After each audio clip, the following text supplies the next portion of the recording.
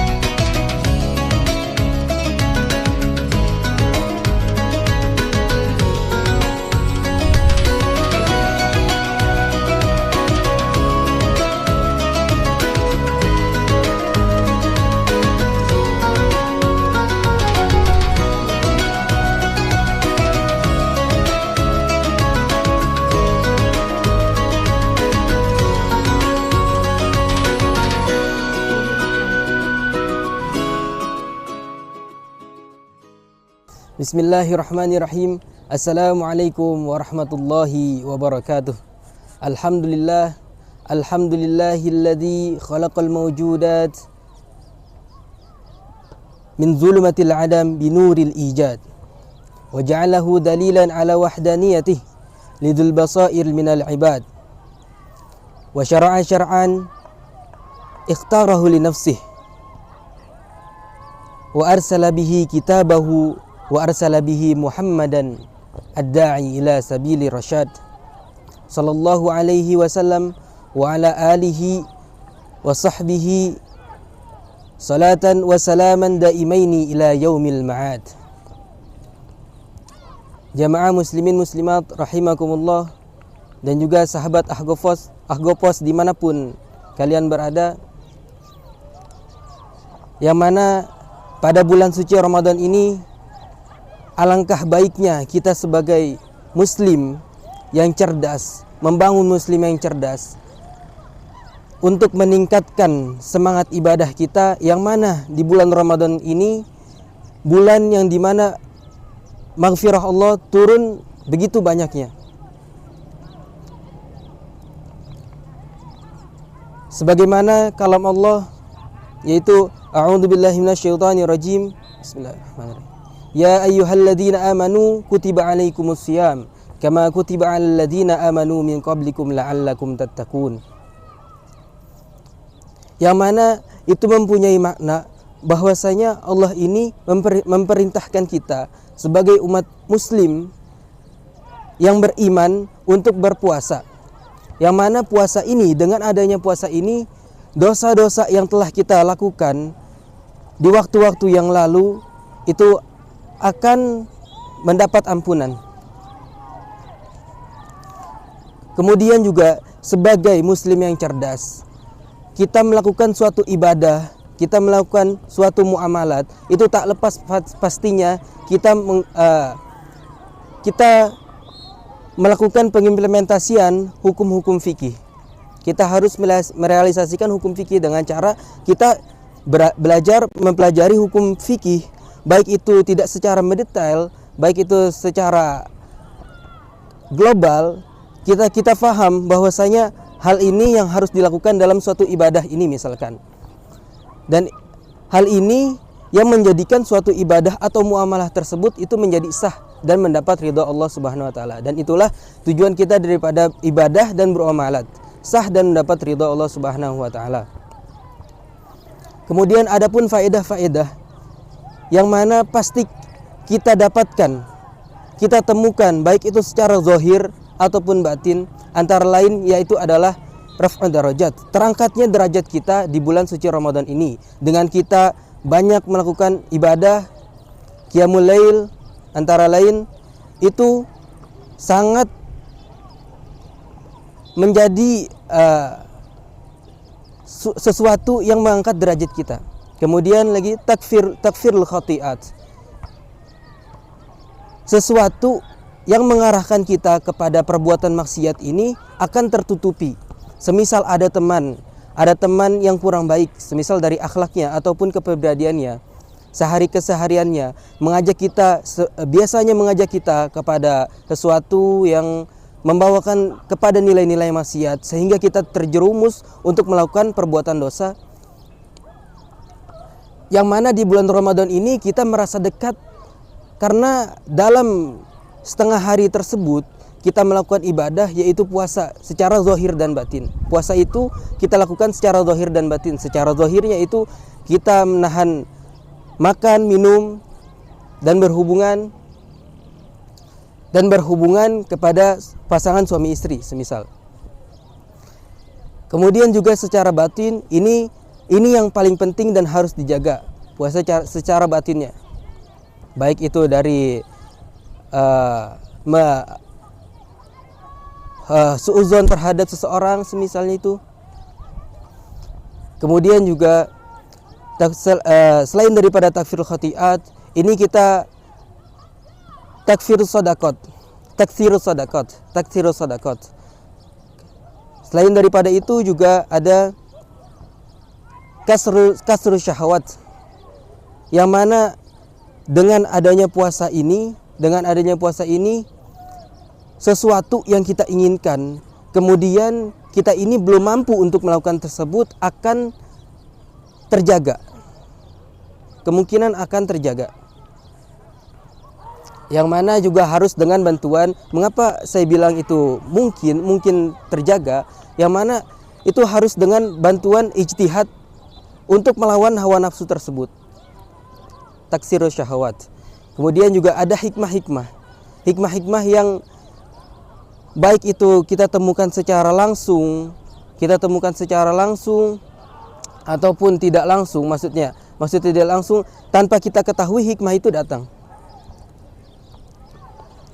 Yaitu adalah kita ini merasa dekat, kita ini selalu berada di bawah pantauan Allah Subhanahu wa taala. Sehingga ketika kita ingin melakukan kesalahan, kita berpikir bahwasanya kita ini selalu dilihat oleh Allah Subhanahu wa taala, yang mana pada saat itu kita sedang melaksanakan ibadah. Kita sedang melaksanakan ibadah puasa. Kemudian juga menurut survei kedokteran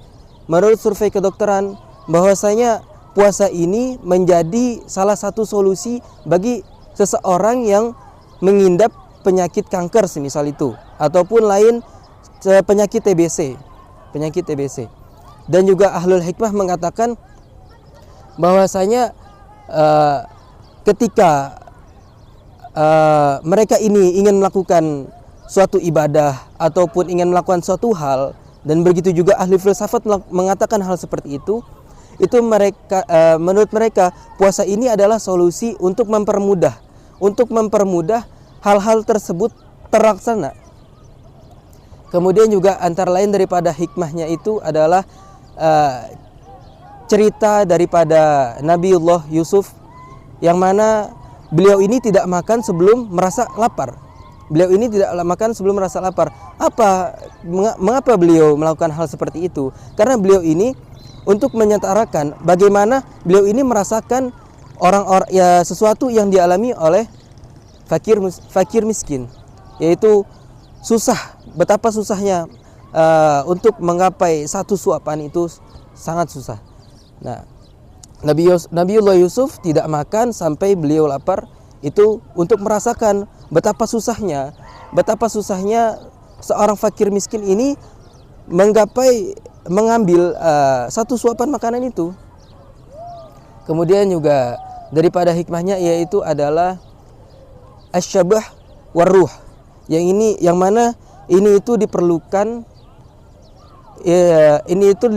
untuk menyatarakan antara puasa zahir kita dan puasa batin kita, yang mana dengan terlaksananya puasa zahir kita, namun puasa batin kita ini tidak terlaksana, itu akan percuma, akan sia-sia.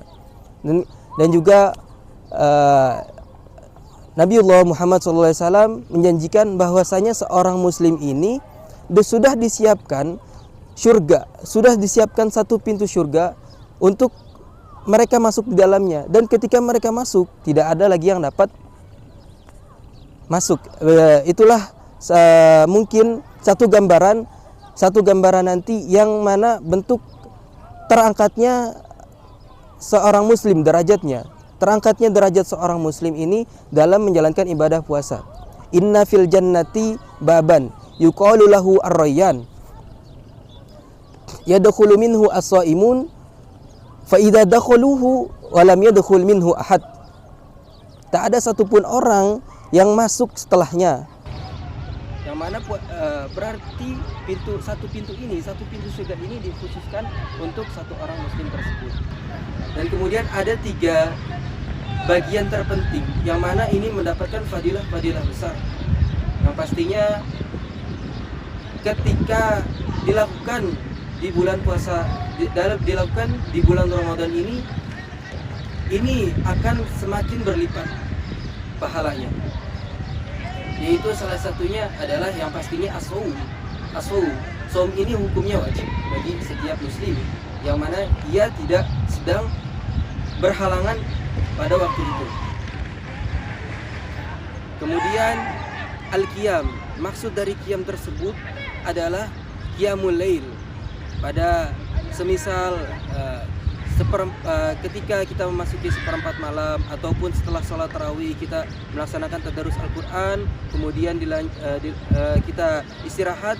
Setelah istirahat kita bangun 1/4 malam dan melakukan sholat tahajud, dilakukan dengan sholat taubat ataupun sholat zikir yang lainnya. Dan yang terakhir adalah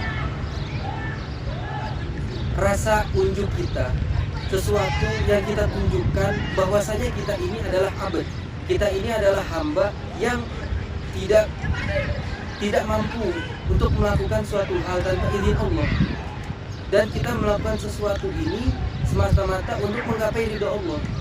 Dan unjuk kita juga bahwasanya kita ini takut akan siksa azab api neraka yang telah Allah janjikan, yang telah Allah ancam kepada seorang yang melakukan mukhalafat. Nah, yaitu ada 4 golongan, ada 4 golongan yang mana 4 golongan ini sulit untuk mendapat ampunan di bulan Ramadan, yang mana telah kita ketahui bahwasanya di bulan Ramadan ini adalah bulan ampunan. 4 golongan ini adalah siapa saja itu? Al-aq lil walidayh, yaitu seseorang yang durhaka terhadap orang tuanya. Semisal orang tua ini meminta tolong kepada anaknya untuk membelikan sesuatu,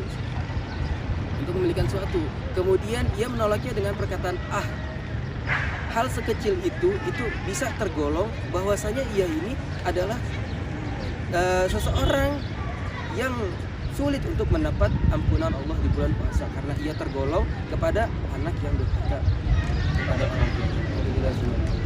Kemudian selain daripada al-aq lil walidayh itu ada juga qati'ur rahim, seseorang yang memutus tali silaturahmi terhadap saudaranya.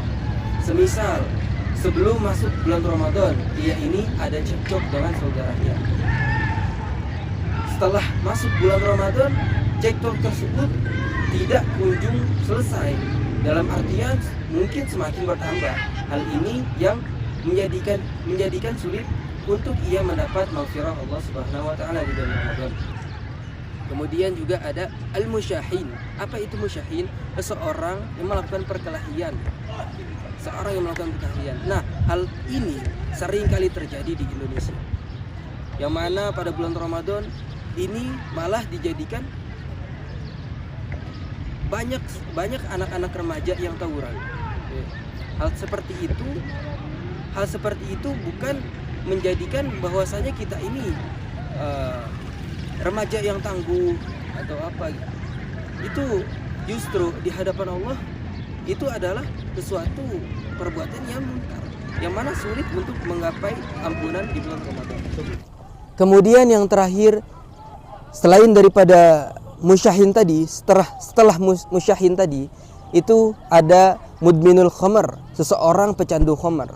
Semisal dia sebelum masuk bulan Ramadan ataupun jauh daripada hari-hari sebelum bulan Ramadan, ia ini baik itu secara kepribadiannya, secara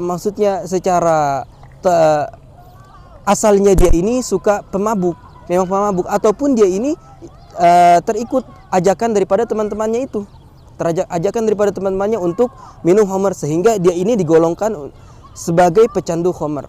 Nah, pecandu khamar ini sulit untuk mendapat ampunan pada bulan Ramadan. Sekalipun mungkin tidak kita golongkan untuk pecandu khamar saja. Seseorang yang tadinya ini, semisal dia ini orangnya tidak pernah ikut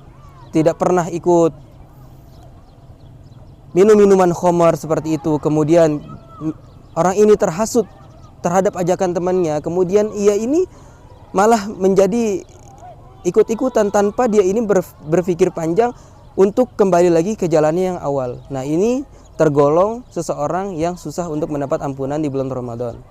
Mungkin ini pada kesempatan kali ini, poin-poin ini dapat bermanfaat bagi kita untuk menggapai kemuliaan di bulan suci ini. Akhirul kalam, wassalamualaikum warahmatullahi wabarakatuh.